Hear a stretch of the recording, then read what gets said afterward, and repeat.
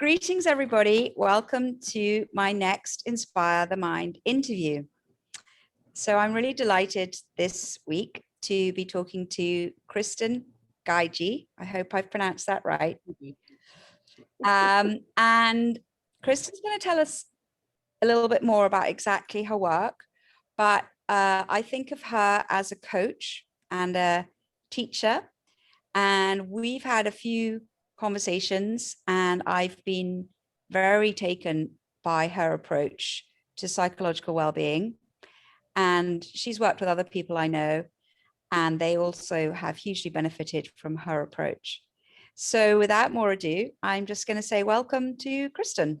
Thank you very much.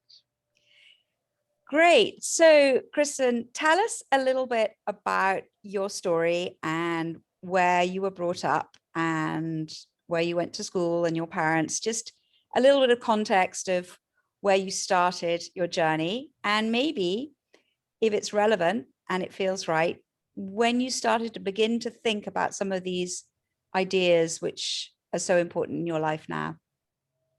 Okay, so I live in the United States, as you know. I currently live in New York, about an hour north of New York City. I spend a lot of time in the city, typically during the pandemic, not quite as much, but we have been spending some time in the city recently. I was born on the East Coast, and I lived in Virginia when I was a child, and then my family moved to Utah when I was 11 years old. So I've lived in lots of different places. Then I went to college in Portland, Oregon, Reed College, which, if any of you are familiar, is the college that Steve Jobs flunked out of. And then I decided to switch gears and transfer to a music school. So I completed my bachelor's degree at the St. Louis Conservatory in St. Louis, Missouri. And then several years later, I moved to New York to get my master's degree. So I'm a musician, I'm a flute player, and I sing. And for a long time, I was taking lots of orchestral auditions, doing lots of different types of freelancing and teaching flute lessons. And at one point in my life, I started going to lots of workshops, and one workshop led to another, led to another, led to another, led to another. And eventually I met this woman named Aspen, who was teaching human software engineering, which... Okay. Can we stop you there? Because wow, that's an amazing phrase, human software engineering. Yeah, Tell us what that means. So the idea is, in this day and age, pretty much everybody uses a computer in some capacity, and we're all familiar with a computer virus. Whether we've had one or not, we know what it is. We know that you can get one in various ways. It used to be, you would get an email and there would be an attachment, don't click on the attachment. And now, I don't know if this is that current, but it's more recent that people would send a link, click on the link, and something downloads to your computer and interferes with the way that it operates. And the idea, and many people have talked about this, is that human beings are actually quite programmable, like computers. And we tend to pick up patterns that run almost automatically. Sometimes they run in the background, sometimes they run in the foreground. Many times we're not aware of what's happening. And a lot of the times the programs interfere with our best operating. So if you have a virus on your computer, knowing that you have the virus doesn't make it go away. Knowing why it's there, knowing how it got there doesn't make it go away. You might even be an IT person who can understand the code of the virus, but that doesn't help either. You have to actually delete it.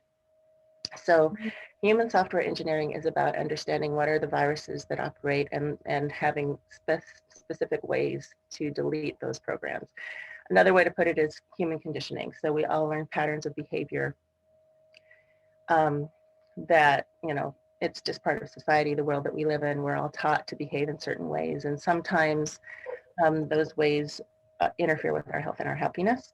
So understanding what those are and then knowing how to move beyond them to find a freer way of being. It's such, the dog is going crazy. Shut up, dog. It's such a great image, because I think, as you say, everybody uses a computer and everybody understands that idea of like software and how we're programmed to be a certain way. So you went to this human software programming workshop. Was that just like a week or like one workshop? A couple of teleseminar series. Right. Before everybody was on Zoom, it was quite a few years ago. And we did some calls with groups, and then we had 2 live workshops for 4.5 days. One was in Colorado, where we Mhm. use wave makers. I think we've talked about the wave maker before. It's an actual device that can find frequencies of certain patterns, and then it creates the opposite sine curve wave so that it deletes it. And then it's actually a really useful tool for breaking habits very quickly. So we Okay. 30 people in a room with 10 wave makers for 4.5 days, and we debugged all the core dynamics. We use the term debugging because we're debugging our software. And the core dynamics is a system of understanding the patterns of human conditioning that interfere with your health and happiness. And there are 12 core dynamics. Sure. So before we come to the core dynamics, which is really so interesting as a kind of just such nice, clear ways of kind of imagining and understanding the kind of how we are as humans, because it's obviously such a huge topic. But just rewinding to the wave machine. So this is we're part of King's College London, our Inspire the Mind series. So we have a lot of scientists and researchers and medics and psychiatrists listening in, and a lot of medical students actually. So just tell us a little bit about the wave machine. If somebody was a cynic and they were saying, whoa, what does that mean? A wave machine? I didn't really, what does that, is that really right? Is that really true? You can send out waves? So everything is energy, E equals MC squared. Science tells us this. And the wave maker is actually developed by a German company, Holimed, Holimed, if anybody wants to do any research about that. It was developed in Germany. The person that I learned it from a man named Tom Stone, who was first introduced to a similar machine when he went to see a practitioner about his hay fever, which he had suffered for many years. And in a couple of sessions using this machine, his hay fever disappeared, never to return. I personally have not been plagued by a lot of allergies in my life. I know a lot of people are. So he was very interested in this. He actually went to Germany to work with the company, and they redesigned it a little bit. And then he got licensing rights for the United States. And so there are lots of applications of it, and I don't use it for most of the applications. What I mostly use it for is just identifying patterns of conditioning of thought patterns, really. That's so But there are lots and interesting. lots of applications, and I'm not the best person to describe everything that it can do. Okay. But lots of people have used these wave machines in the US, like thousands of And I people. understand, although I have not experienced that, there are places in Europe where you can go and they just debug allergies all day. So Okay. Okay. Interesting. Okay. Okay. I don't So know how widespread it is, but I'm not okay. ever used. Because I know that it sounds, as you say, pretty quick. You just go to a machine and you're all sorted out. But I know that, as you Not exactly. not exactly. Tell But I us. would say that so we were at this workshop for 4.5 days. By the end of the workshop, everybody experienced a very noticeable shift. And there was one woman in the course who was a little bit antagonistic, and she was kind of falling asleep a lot, and she was a little bit skeptical. And at the end, she said, "I haven't changed." And everybody in the room looked at her and said, "Oh, yes, you have. You might not notice it, but we've all noticed a change in just her general energy." Now, some people might think, oh, it's a little weird to talk about energy, but you understand what it's like. We all feel things, we sense things. Just the tone of somebody's voice, her energy was a lot softer than it was at the beginning of the course. And I had one friend who went there, and he went home, and his wife said, "What did they do to you?" And she came with him to the next course. Right, right. I mean, I think one of the reasons I'm very attracted to your work is the idea that I've become more and more interested in this idea of the mind and body are not split. So the old kind of Cartesian model of the René Descartes, the French 17th century French scientist who gives us the word Cartesian. So there's mind here and body there. And one of the things I find very attractive is that actually that's a misunderstanding. We are our minds and our bodies are one and the same. And as you say, they are a lot about energies and how we're feeling about things. And that feeling is expressed in our bodily energetic sensation. It's not just happening in our head. But I don't know if that's how you would explain it. So let me introduce another concept that I learned with human software engineering, which is really crucial and has been really useful for me to be aware of, which is we make a distinction between intellectual understanding and experiential knowing. Okay. And intellectual understanding is all of the realm of the mind, of course, experiences in your body. So as an example, if you had met somebody who'd never eaten a strawberry and you wanted to describe to them what is it like to eat a strawberry, I like to do this in my classes, and I've had classes where there's been people who have not eaten them. Usually people have, but there are lots of ways you can describe it. You can describe the texture, the color, the flavor. You can talk about it being sweet or tart or all of these things, but no matter how many words you use, and I've even looked up online, what's the chemical composition? You can see what the atoms look like or how we describe the atoms, but that doesn't give you the same thing, any awareness of the experience of biting into one. And of course, there are lots of different types of strawberries and different degrees of ripeness. So biting into one strawberry isn't necessarily like biting into all strawberries. But the idea of knowing what it's like to eat one versus talking about it, it's a completely different level. Right. And looking to make changes in our lives,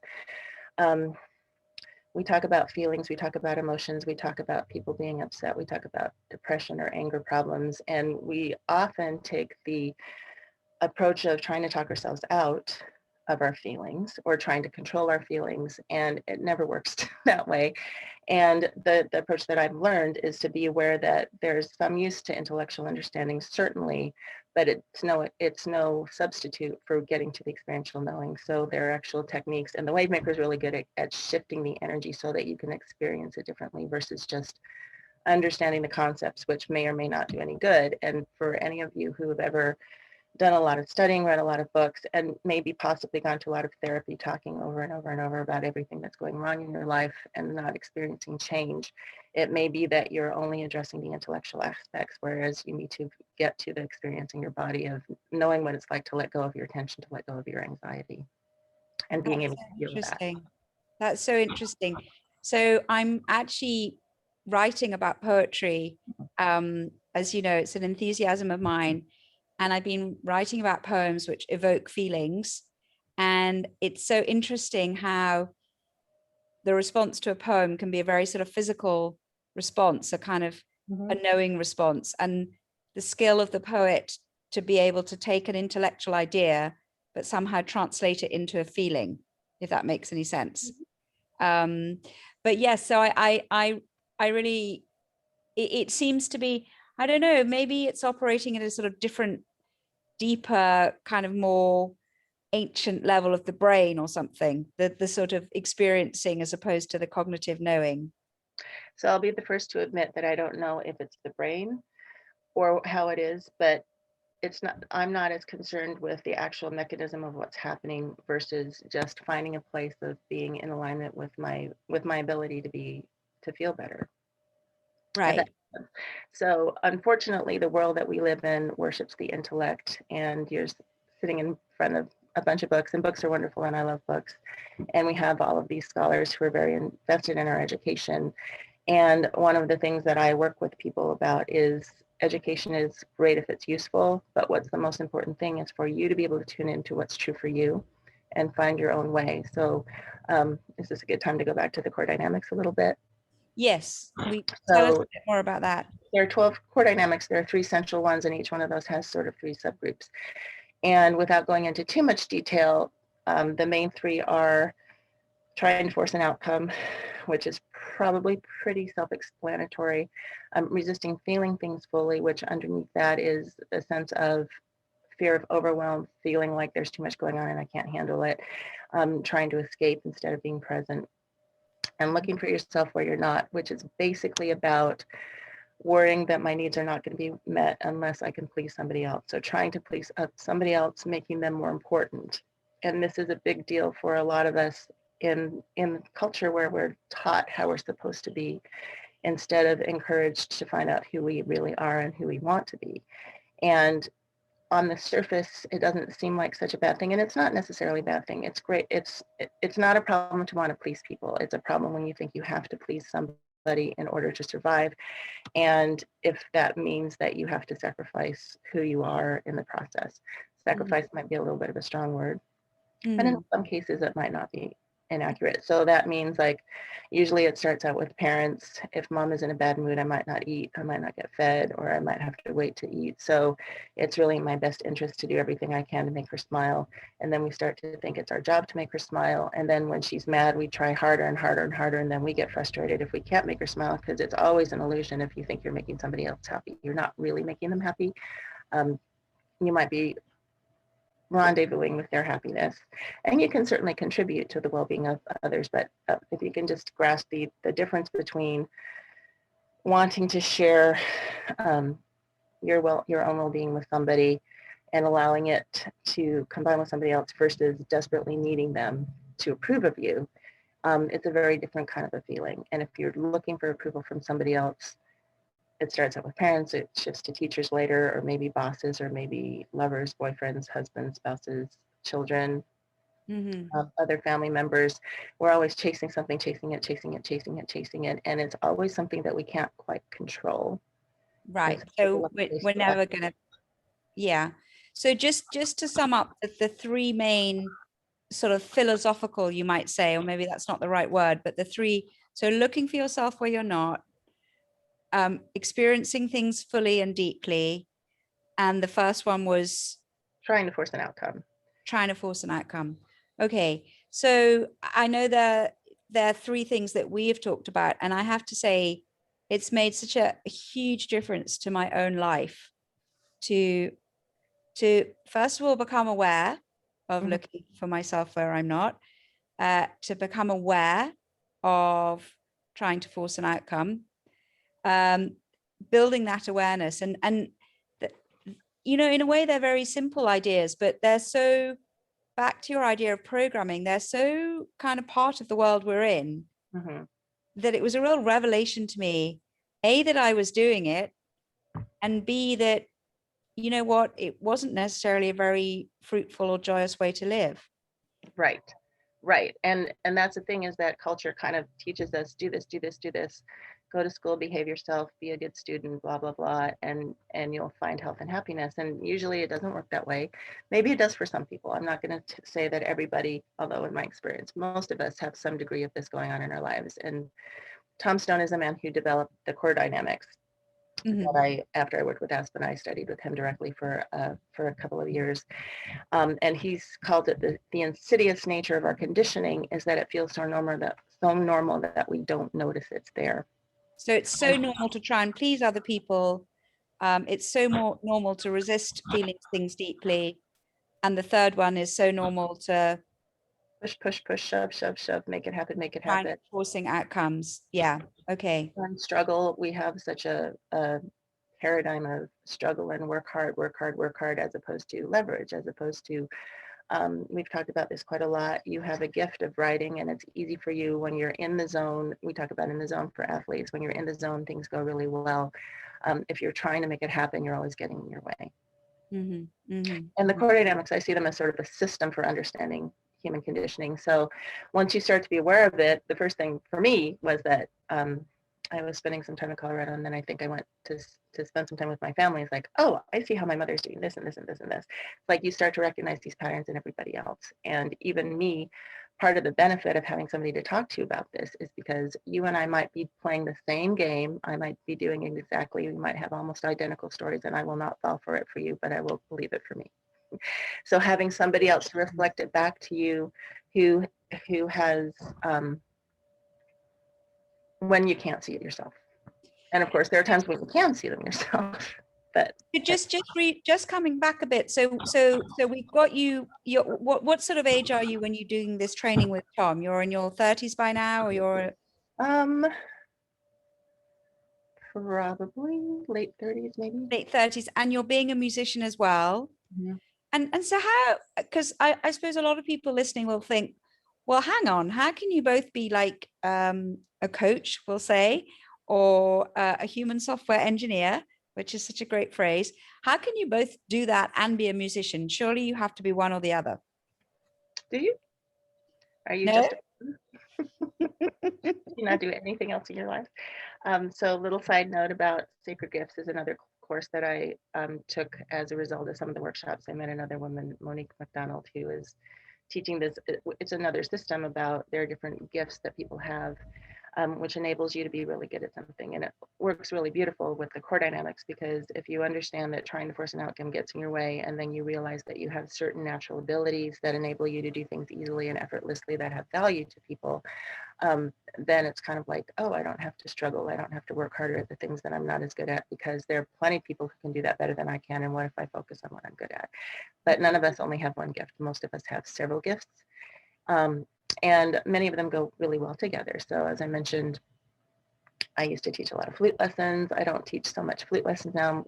Now when I work with musicians, it's more likely to be about resolving performance anxiety. So teaching and music go well together. There are other gifts that come into this work.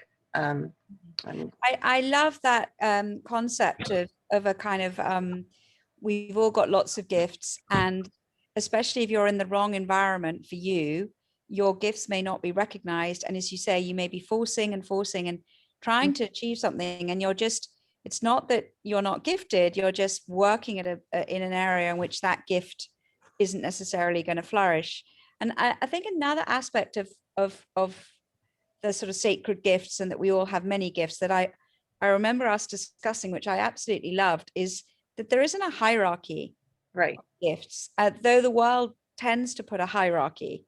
And, we've talked briefly about, we live in a kind of world that kind of rates the intellect maybe above other things. So, the highest good is to score top grades and come out with your top first or whatever it is. And, as you say, maybe that is the right gift for some people who have a kind of academic gift, but for everybody else who's trying to sort of make themselves into something that they're not.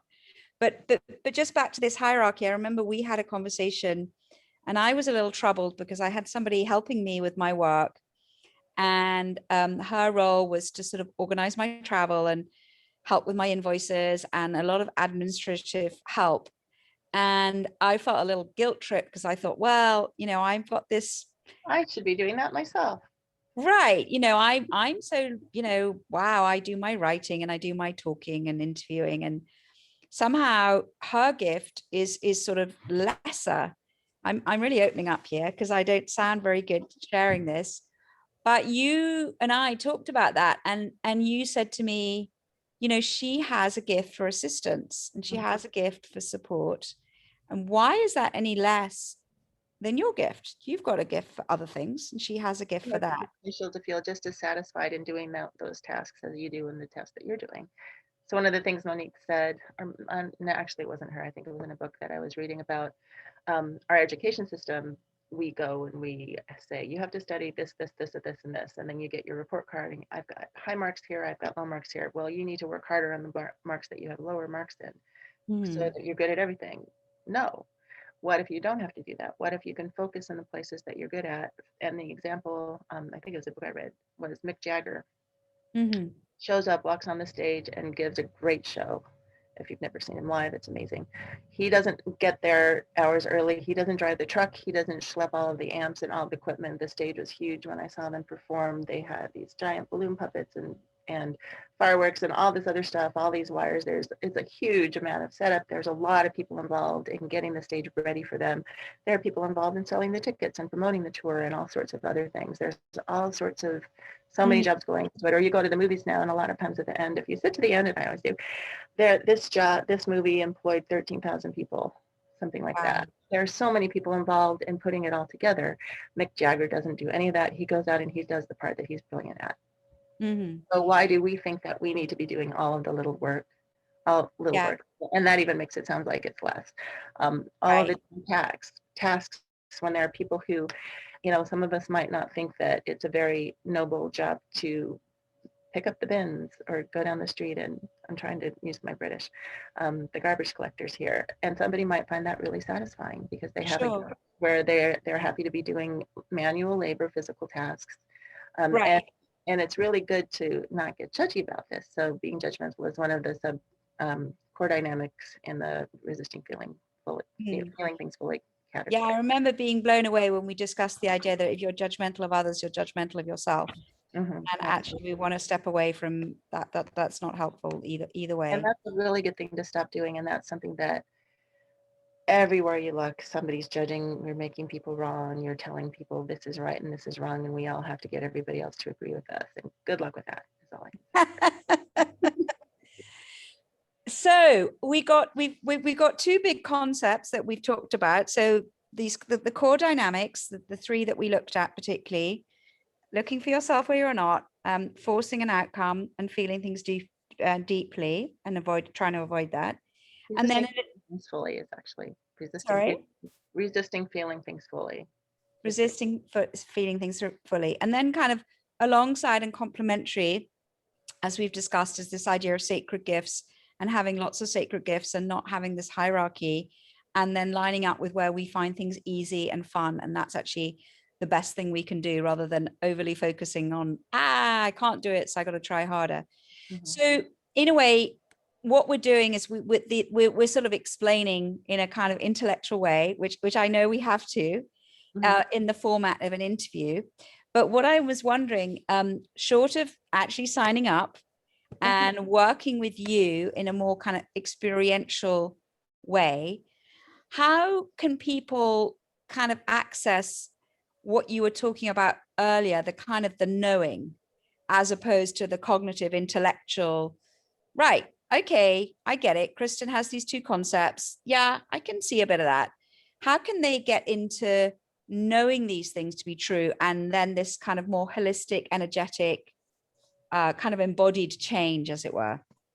Yeah, so the knowing is in your body. So thoughts are in your head and your mind, knowing is in your body. So you can just start to pay attention. And one of the things I talk about in my classes is that our bodies are always giving us feedback constantly. And there's certain messages from our body that we've learned to pay attention to, and a lot of messages that we've learned to ignore. So an example is, here I'm sipping. If I'm thirsty, I might get a drink.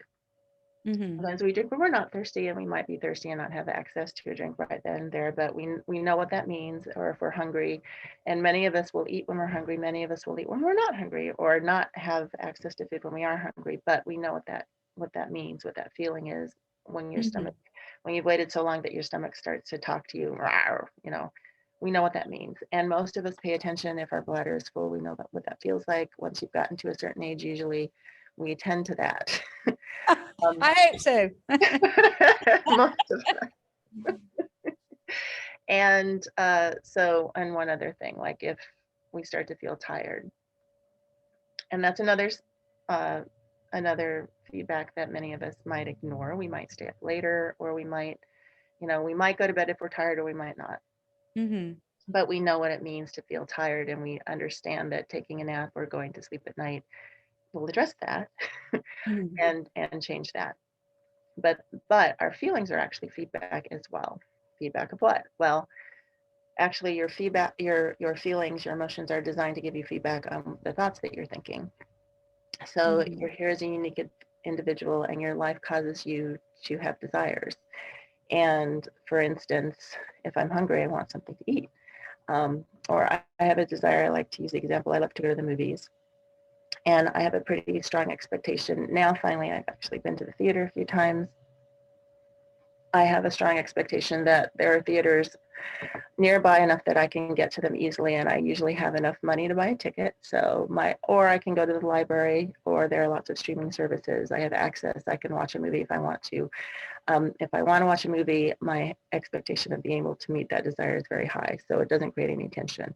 But if I wanted something really big, like let's say I want $100,000 tomorrow, and I don't have any kind of business venture that's likely to make that, and it feels really important to me, my expectation is not in the same direction as my desires, so there's going to be some tension there.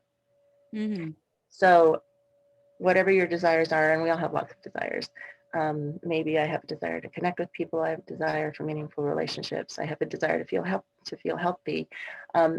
If I'm thinking thoughts that support that, or that are helping me to move in the direction of it, I'm going to feel better. If I'm thinking thoughts of, I really want to be healthy, but I don't have enough money to go to the gym, or I don't have time to go to the gym, or it's not safe to go to the gym, or I can't exercise, I don't like to exercise, or I think I have to exercise and I can't, or I'm thinking in opposition to that, then there's going to be some tension there.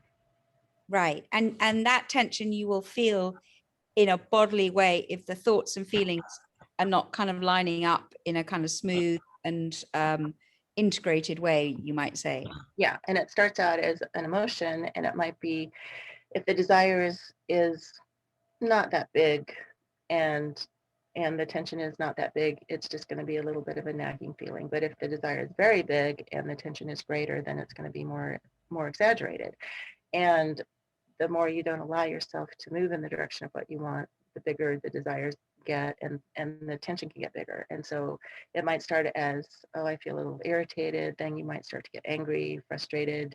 At some point you might get really, really angry or go into rage. And then at some point, if you don't do anything about it, and this is part of the problem in our culture, is that we think it's normal to be unhappy. We just have to put up with it. What is it the Dowager Countess says? Life is a series of problems. I don't remember exactly, but And then you're dead or something. Something like that. Yeah. If we just think that we have to put up with our unhappy feelings and we don't do anything about it and we don't address it, then it gets bigger and bigger and bigger, and it can.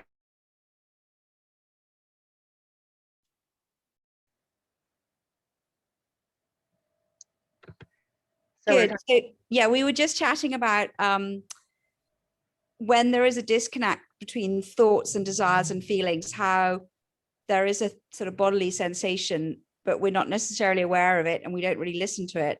And it can like build up till, as you said, it can kind of get to a rage. Yeah, and the more you ignore it, the more you just live your life with it and don't make any changes about it, it can actually start to manifest as physical discomfort. Right. A lot of times I've so some of the techniques from human software engineering have to do with noticing you have an emotion. I'm feeling angry, I'm feeling afraid. Closing your eyes, noticing where do you feel that in your body, that there's actually can be a physical sensation that corresponds to it, and then feeling into it. So instead of resisting feeling the feeling, you go into the feeling. Tom Stone noticed this. He had PTSD because he was shot. Wow. And he was in the hospital recovering. The doctor said, "You're so lucky." I'm like, "What are you talking about? I was just shot." He said, "Well, it was a 45 caliber bullet. It just barely missed any vital organs. You're lucky to be alive." Right? But had all of the typical startle response, nightmares, had trouble sleeping. And Sorry about the dog. Keep going. no problem. And he noticed that, a lot of people will say, "Oh, you poor thing, you have PTSD. You're screwed for the rest of your life. You're going to die sad and lonely and have these horrible nightmares for the rest of your life." And he didn't want to put up with that. So he started paying attention. He noticed when he started to go into a reaction that his tendency was to go away. So I thought, what if I go into it? And so he did the opposite. He noticed it, he felt into it, he got present, he actually zoomed in, and he noticed that his symptoms started to lessen, and then they all went away, and he stopped having any of the symptoms anymore. And it wasn't something that he had to keep doing. It was something that he was able to resolve these feelings. And then he started teaching them to other people. And that's part of how he also had the hay Well, fever. I have to, yeah, I have to say here that it's something that, having talked to you, that it's just made such a difference to me personally, that, this idea of what we resist persists. And actually it's so, when you first start to do it, it's so counterintuitive, because you think, I'm scared. I don't want to feel any more scared. But I know one of the words that I love is just allow it. And so when those difficult things come up, like the anger, the fear, whatever, just to allow it and to go into it. And that almost the more you do that, then the quicker that passes. And then you can sort of find a new, well, what is it? You find you come back to a calmer place where basically you can take a better decision, whereby your thoughts and your feelings are lining up in a more kind of coherent way. Would that be fair?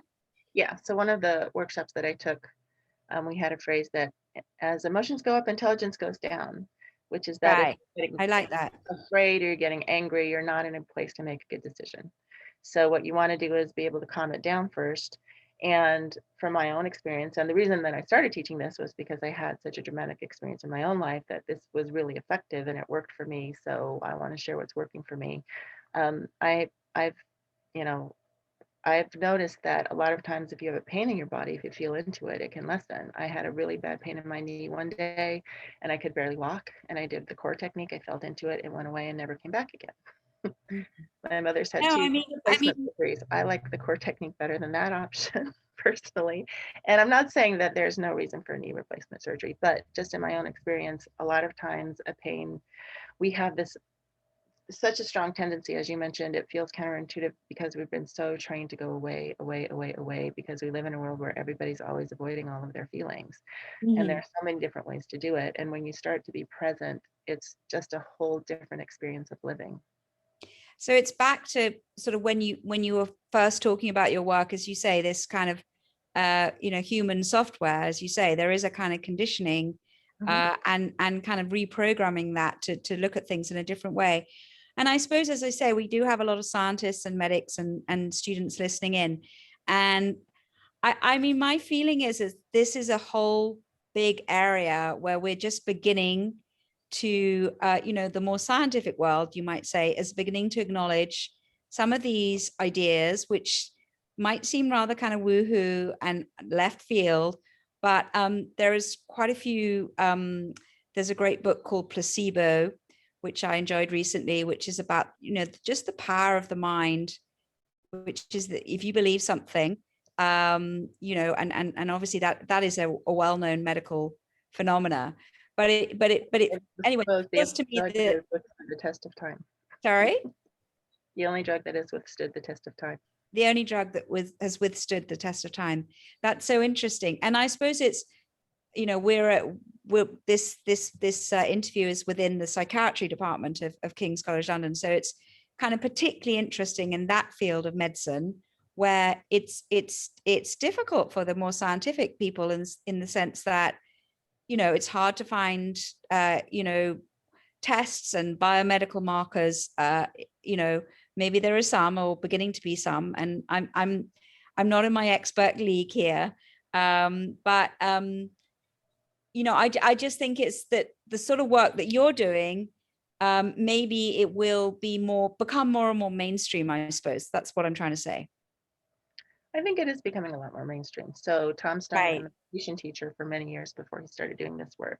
And I think having that experience put him in a place where, it was easier for him to really do that observation.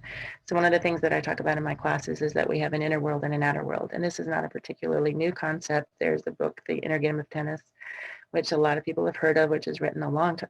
1974 is quite a long time I know ago. it. I know it. I know a couple of people who absolutely swear by it. It's a great book. It's really all about not trying to force. And there are Wow. lots of other inner game books that have been written subsequently. So we have inner world, outer world. Outer world is the physical world, and the inner world is our thoughts and our feelings and emotions. Mhm. And between inner world and outer world, where does fear live? We're talking about specifically performance anxiety. Where does fear live? Mhm. Inner or outer? Well, I would imagine it was inner, Yeah. And where do we usually try to solve it? outer. So most of us try to change conditions in the world around us to make our fear go away. And there's nothing wrong with wanting to improve the world we live in. That's a very natural, normal part of our beings. But Mhm. fear doesn't exist in the outer world, and it's very, very, very resolvable in the inner world. So, and that's a part that science is probably more involved in the outer world. I don't know that's true. I think there's a lot of different scientists studying all sorts of different things these days. Um, Sure. and there's a lot of different types of therapies that are more body centered. And I'm Right. And I think it would be fair to say that, you know, so when I was first ill, which was back in 1997, it was probably more um, the more the medical model. And I'd say it's become very mainstream in sort of regular psychiatry, the biosocial, um, um, what's the third? Biosocial something model. I can't remember, but it's taking a more holistic view, basically. Mhm. And it isn't just one thing. And it certainly, it takes into account people's circumstances and the world they're living in and their physical, how things are manifesting physically as well as just sort of psychologically, I suppose. And there's absolutely, I remember it. It's the biosocial psycho model. Yeah. Biopsychosocial. Oh, whatever. Yeah. Biological, social, and psychological. All three. and I'm not here to tell you that there's no place for medication. So when you had your distress, it was pretty exaggerated. Most likely there were some warning signs that you missed for a long time to get to that point. And Yeah. at that point, I was desperate for medication, And and at that and point, my what was the best psychiatrist, option for you? yeah, I mean, my psychiatrist was absolutely life-saving.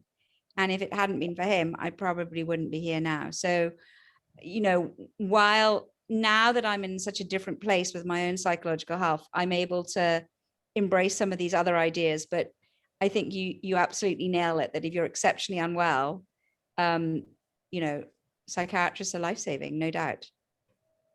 Right. And doing a core technique, if you have a really severe migraine, it's going to be really hard. If there's a pill that can help to lessen the pain to where you can address it, that's great. Um, from my perspective, a lot of times medication is addressing symptoms as opposed to the root of it. And if it's actually a cure versus just a symptom reliever, then that means that once you stop taking the pill, it doesn't come back again. But addressing the symptoms might be the most important first step to take. Right, right, right. And so we've talked a little bit about your personal world, as you say, you're based in America, but I know I personally feel that you can have such a strong connection online, and I know you work with people all over the world. I was just wondering, we've got about another sort of 5-10 minutes or so. I was just wondering what your thoughts were about where we are now coming out of COVID, countries in I hope we lockdowns. Well, maybe, yeah. I mean, what do you think? Maybe we're not. And just what your thoughts are about, what can we learn, or what have we learned, or what can we take away from this period? I know that one of your most sort of helpful approaches that I love is kind of lining up with joy and lining up with where things are good, and what good can we take, and that when we focus on things that expand. So I just wondered, are there any sort of positive thoughts that we can take from this period?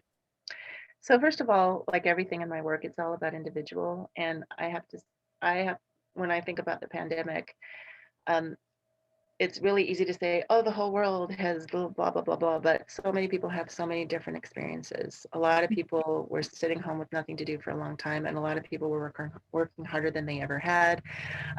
It was an opportunity to take a step back and think about, okay, what if I can't do this anymore? What does that mean to my life? And there might have been things that we were all doing without thinking about it that we realized we didn't miss and that we don't need to go back to doing.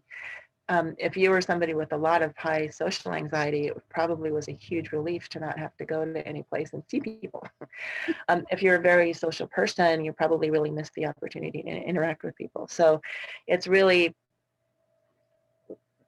for everybody though, it was a chance to sort of reset and think about what's really important to me. So right now, I don't know if it's true in America, but it seems like every restaurant is having trouble getting people because those tend to be lower paying jobs, and maybe they don't have health benefits, and maybe they're risking their lives without realizing it, and people are not as excited about doing that anymore. So it's an opportunity to rethink how we structure employment and what kind of work people want to be doing and how much money they want to be making. And if I'm not getting anywhere here, maybe I want to consider doing something else. But what has it meant for you personally? That stepping back, and I mean, I think of you as someone who's thought very deeply and for a long period about lots of, your own psychological awareness is astonishing, I always think. But well, you're looking not sure. Thank you. Yeah, that's a nice thing as well, as receiving compliments. That's something I've had to work on rather than batting them away. Like anytime I was given a present in the old days, I just give it on to someone else because I didn't feel like I was worthy of it. But that's changed. But yeah, I mean, this idea that we're constantly kind of learning and growing. And I think that's one of the reasons I like the idea that you're more like a coach. You're not just there for crisis, and you're not just there for bad times. It's like an ongoing thing. But so in your own life, where do you feel you're growing and learning? Or So, well, one of the things that I learned in one of the classes I took, if you're not growing, you're dying. That's a little dramatic, isn't it? So it's given me an opportunity to look at what other things do I have in my tool basket. I've actually been taking some workshops recently, stuff that maybe we'll talk about later. And just expanding ways of looking at things. Mhm. So one of the problems that we get ourselves into sometimes is being stuck on how this is, instead of looking, well, how could it be instead? So a lot of times, if you're in distress of any kind, it's because you don't see a choice that feels manageable to you. And pandemic was definitely, like, a lot of our choices felt like they were taken away. But then what else is possible? So in terms of music, for many, many years, I was taking auditions and trying to get into an orchestra. And if I had gotten into an orchestra, I would have been unemployed for the last year and a half. And now, but lots of performing artists of all sorts found ways to do things virtually, and were able to reach larger audiences because of that. Found really interesting ways of doing things. It's like, this doesn't have to stop. What else is available? We have all this technology now, just the Zoom calls. Mhm. You heard of Zoom before. Some of us knew about Zoom before, but didn't necessarily use it as much. So now there's the opportunity to reach across larger distances, and just think about. And now one of the things that I see, which is really exciting, is that people who have not been able to perform for all this time and now are back performing are so glad to be doing it, and in a new place of appreciation for their jobs. That's So lovely. I think that's really nice. And I always feel strongly about language as a writer. And I always think that soft word appreciation is better than the gratitude. Gratitude has a sort of slight harshness to it. I came up Um, with a new word. sorry? I came up with a new word. You're the Oh, first person to hear this. what's that? Gratitude. Gratitude. I'm That's glad to lovely. be doing this. It's not quite as strong. Appreciation's a little bit beyond it, but I'm just glad to be here. Well, listen, we're really glad to be chatting to you. I'm personally very glad to be chatting to you. And I personally have benefited so much from your ideas and your way of looking at the world, and this so many of your concepts, as well as the experiencing things in a very different way. So we're called the Inspire the Mind chat interview. And so I always kind of wrap up by asking, really, and it's kind of an impossible question, but if you had to think of one thing that really inspires you, and maybe I have a maybe suspicion what you may answer, but if there's one thing that really inspires your mind, what would that be? So I want to say one other thing that Tom Stone says, and he says that mental health is not the problem. Our problem is that we're too much in our minds, and that we need to pay more attention to our emotional health. So that's just the Emotional. thing to think Nice. about. Pay attention to your emotions, because your emotions are always giving you feedback. What really inspires me um, is what feels good. So one thing we've also talked about is complaining. That's one thing that I've noticed, like, that I've been really allowing myself to shift out of, is how long am I going to complain about this, or what else is possible? What else is possible? What else is possible? Asking questions instead of determining this is how it is. Well, how could it be? What else is possible? So Mhm. just being in a space of being able to discover something new. That's what inspires you, finding something new. And I love the opera, so we're going to see the opera next weekend. How wonderful. Kristen, it's been wonderful talking to you. I know that a lot of people will want to know more about your work, and how can they find out a little bit more, and some of these ideas, the core dynamics, the sacred gifts, the reprogramming concepts? Where should they go to sort of find out a little bit more? Well, I do have a website. There isn't a whole lot on it right now. It's under construction, but there's a few things on there. KristenGigi.com. Okay. Okay. So yeah, that's probably good to start. And Okay. you can also find me pretty easily on Facebook and Instagram. Okay. So check out your Instagram, Facebook, and your website, kristengigi.com. Yeah. So listen, it's been such a pleasure. And I'm getting emotional because you've made such a difference to my life. And as I say, people Well, keep you telling me inspire me too, Rachel. sorry. You inspire me too. You're like a pioneer, Oh, and you're so willing to try new things and to expand. that's true. That's true. So I think that's one of the reasons I wanted to talk to you, because I wanted to share and allow that gift of yours, so that they can try and use things too. So thank you very, very much. It's been a total pleasure. Thank you to all our listeners. And my next chat will be with Alice McIntosh. And Alice is a nutritional therapist, And that's another big enthusiasm of mine, is the concept of mood and food, good mood food. So please join me when I talk to Alice for our next Inspire the Mind chat. And then once again, my thanks to Kristen and to all of you. Many, many thanks.